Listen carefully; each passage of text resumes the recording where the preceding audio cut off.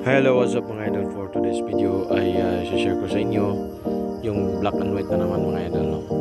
So nag-sketch tayo bago nag-pencil pen. So ang napili natin ay si, kilala nyo ito mga idol, no? The Joker mga idol. Ayan po. So ganun pa rin, no? Pencil pen tsaka short pen paper yung gamit natin mga idol.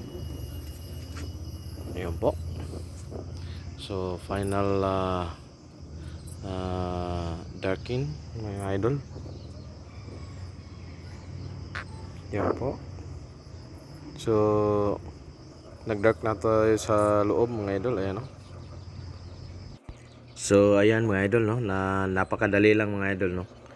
Mag-sketch ka lang tapos i-final mo sa pentel pen. Ayan na po ang result mga idol. So ayan na, malapit na tayong matapos mag darken sa ating ginawa na sketch. Ayan po mga idol. Thank you for watching.